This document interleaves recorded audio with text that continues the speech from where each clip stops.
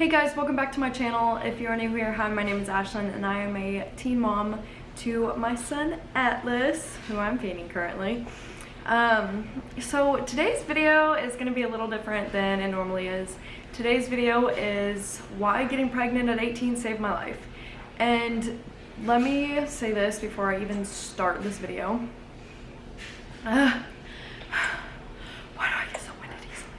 By no means, shape, or form am I promoting teen pregnancy. I'm not promoting to just go get pregnant, okay? Especially at a young age. It's not easy. It's really not. Then again, being pregnant at any age is not easy at all whatsoever. Or being a mom. It's not easy. We have to figure it out. There's no correct way, perfect way to do it. It's just you gotta figure it out as it is.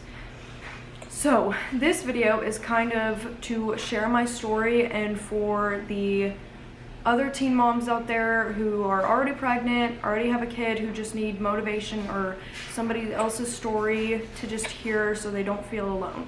So there's a lot in this story that I can't necessarily share because it's not 100% just my story, it's other people's stories as well. And I'm not trying to ruin anybody's lives out here. I want to say I've shared my mental illness story before on my channel a long time ago. Well, not really that long, like 2 years ago. But I want to say all of my craziness really started to take a downfall on me when I started high school. I had to grow up faster as a child, and it's partly because I was I was the oldest and I had younger siblings, and you know, as you're the older sibling you naturally become the babysitter, but there were other reasons why I had to grow up faster as a child.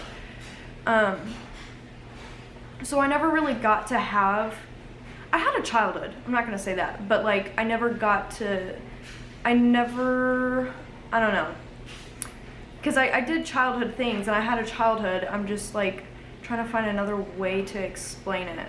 I grew up fast, okay, that's all I'm gonna say. But from a young age, I started working at age 14. I got into adult things a lot quicker than other people would. I started doing things that I wish I never did and things that I shouldn't have done. And yeah, so basically, freshman year was probably my hardest year. I went from being not a somebody, but I was noticed. I had friends, and I say that with quotes, but I can't do that because I'm feeding my child. But when I got into high school, I essentially lost all of my friends, because I had lost some friends because I had chose to stick by my best friend's side for a majority of things, and lost all my other friends in that group through the process because I always stuck by her side. And when we got to high school, she just stopped talking to me, just kind of disappeared. And I had a lunch where I had a bunch of people I didn't know. It was a lot of people that came from other schools, and essentially people that came from my school either went to another school or they came here, but majority of them weren't in my friend group. And because I lost almost all my friends and then lost my best friend, I had no one, is what it felt like to me at least. And I managed, I made some more friends, I found my way through high school. Spent a lot of the time not eating lunch because I was so mortified at the idea of sitting at a lunch table by myself. So I would just go to the bathroom and not eat. And that's how it was for a majority of the year. And I had found some more friends because, you know, when you're in high school, there's a lot more people that you become friends with and that you meet and stuff like that. So I had kind of jumped through a lot of friend groups throughout high school. And by doing that, I learned a lot more adult things. So freshman year, I learned a lot. I gained a lot of new experiences and stuff like that. Come sophomore year, I would say that was one of my better years of high school. And then come junior year, oh, lordy, man, that one hit me. I'm trying to like, this is a hard thing to like. My junior year, I was very, very, very much depressed, like very much. I was very good at, or at least I think I was very good at making everybody think I was okay and that I was fine. But I was essentially working a full-time job at the same time as going to high school. I lost all my friends at the time. I had like 2 good best friends at the time. And I had friends, but I would rather call them acquaintances because they weren't, you know, the friends that were there for me through the big events in my life. And I had really lost myself in who I was through high school. Like, I became a completely different person. I mean, who doesn't? High school really changes people, like, a lot. And then when you get out of high school, people really change. But I had lost people that I really cared for that year, and I don't know, I was just very depressed. I had really bad anxiety. I was super, super, super suicidal that year. It was just a rough year for me. Oh my god, I'm trying not to cry. I have another video to film. I cannot cry. Fuck. When I was in my junior year, I was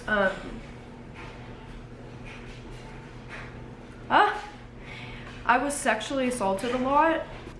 Okay, so my junior year, I had dealt with a lot of traumatic things that I would prefer to keep personal and with a close group, but I'm just gonna, I don't know how to go about this. I was sexually assaulted my junior year, and some other things had happened, but I cannot seem to say the word out loud. And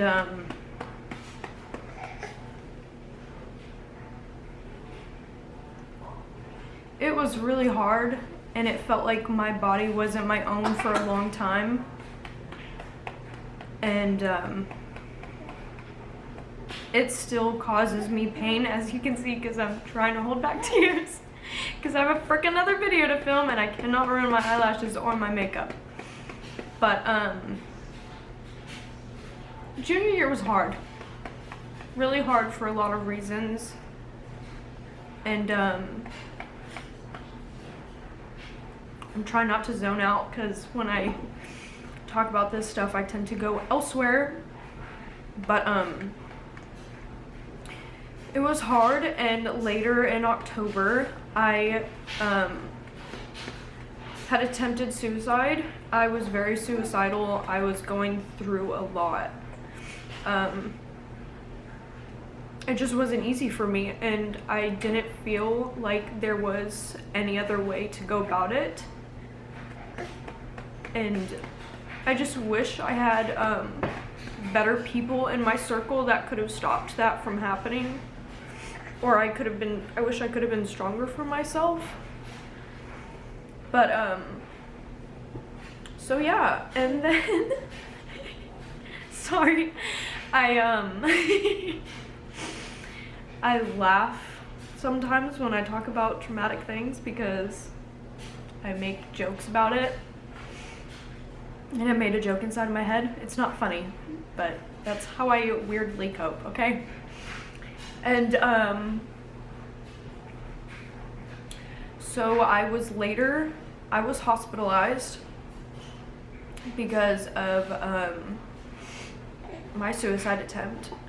And I was in the mental hospital for like a week.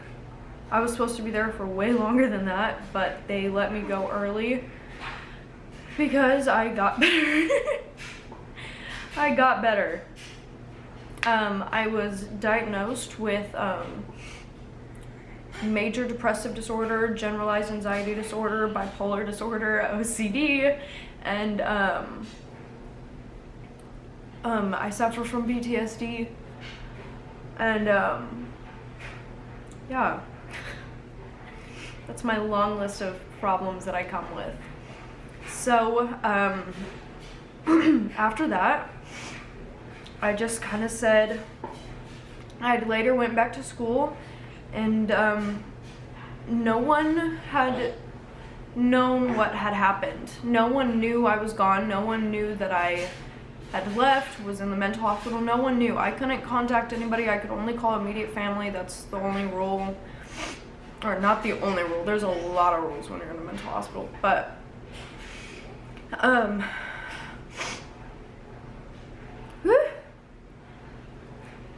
I felt so alone. I felt crazy. I felt like I was out of my mind. My body didn't feel like it was mine. And I came back and acted like I was just okay again because I was so scared of being sent back. And yeah. So that is that. So because I felt so alone and like no one cared or no one was there for me, I just kind of cut everybody off and out of my life, and I became another person once again. I just became somebody else because I was just trying to fight through all this stuff alone and by myself. And yeah, later that year, after that had happened, so here's another side story.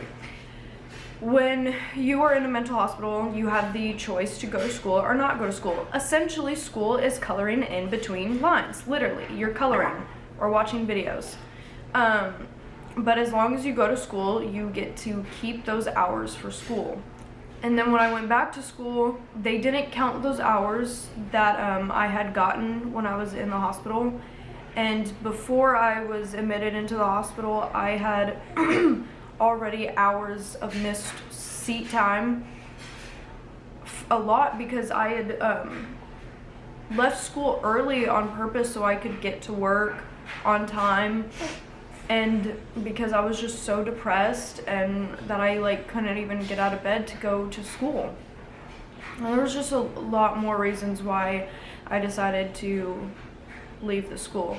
But I sat my parents down, I talked to them, and we were just realizing that school wasn't working out. I had asked to drop out, get my GED, and my mom was like, absolutely not.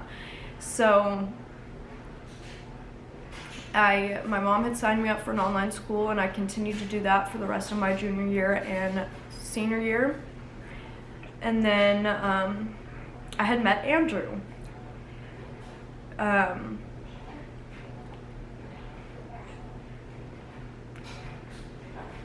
And I was very hesitant on talking to another guy because I just gotten out of my first ever very serious relationship, and it was very hard breakup for me. And I just, I felt alone. I felt like no one cared. I felt like this is just another person that's gonna have to deal with me as a person and my problems. And so I pushed him away. I refused to let him in for the longest time, and Andrew just showed me so much kindness through everything, and God, I can't stop crying. He was just very sweet to me. He was very kind. He was very understanding. He accepted me for who I was and dealt with. I say dealt with. He does more than just deal with me, but yeah, he just accepted me, and he made me feel very loved.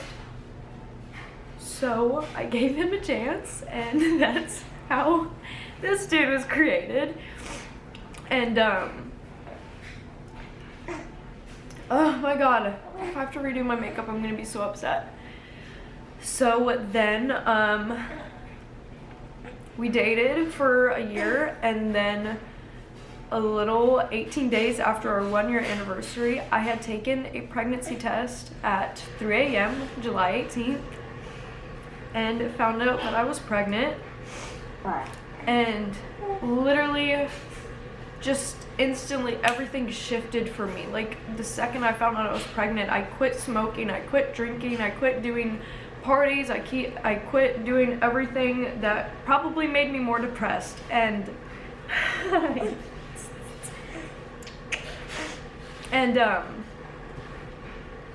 I tried to become a better person for my baby. And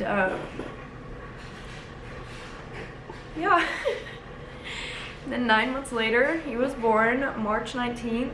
My pregnancy was not easy for me. It was very hard. I was in and out of the ER because I was so dehydrated because I was throwing up so much that I couldn't even like take water without throwing up, and it was very painful for me.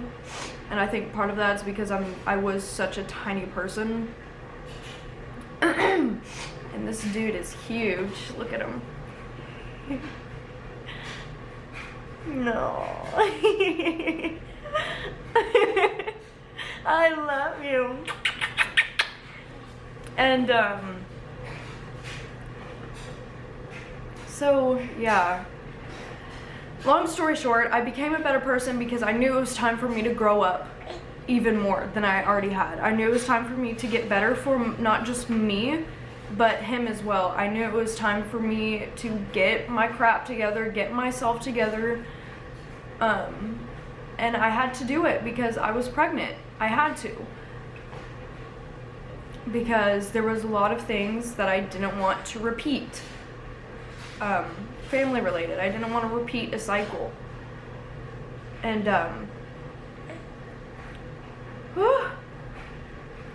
Lord, you're making me cry.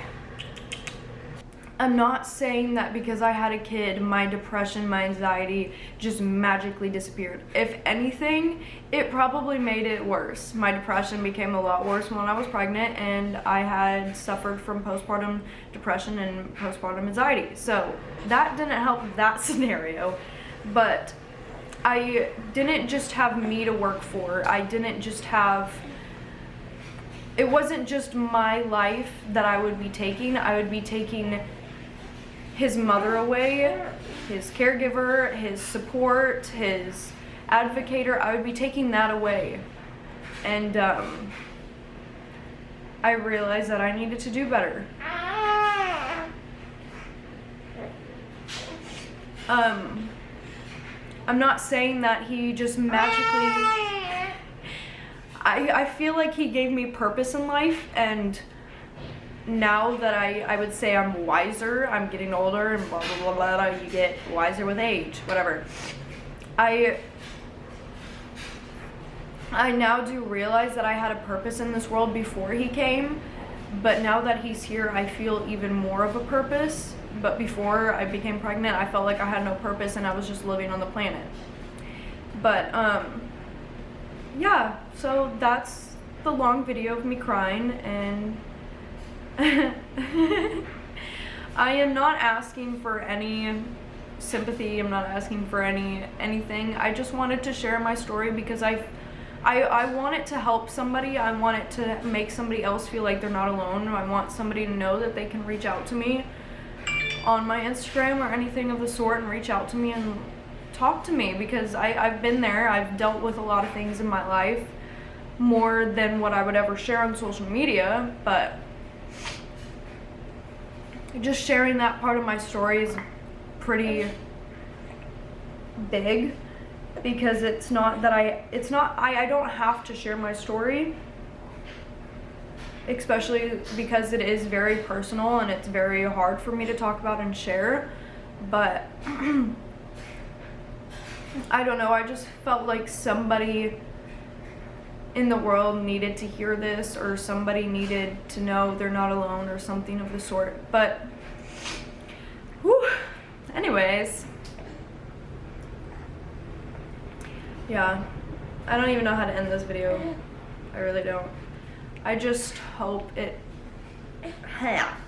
I just really hope this video helps someone, and I hope you get the help that you need, and I hope that you have a great support system and that you realize that you can do it. You really can. You are capable of so many things that you don't even realize you're capable of. I didn't realize I was capable of giving birth till I did. Right. I gave birth to you. I didn't realize I was prepared to quit smoking. I mean, that was a very hard thing for me to do, and I had to do that because I was pregnant. The second I took that test, boom, all of it was gone. And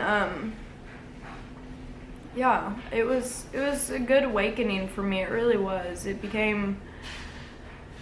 became someone better, not just for myself, but for him. Really, child? He's eating my finger. But I hope this video helps someone. I will see you guys in the next video, and if you would like to subscribe, go ahead and subscribe, or don't. I'm not gonna make you do it or tell you to, but if you would like to keep up with me and my family and my story and our journey, go ahead and follow me on my Instagram at ashlyn.1823, and I will see you guys in my next video.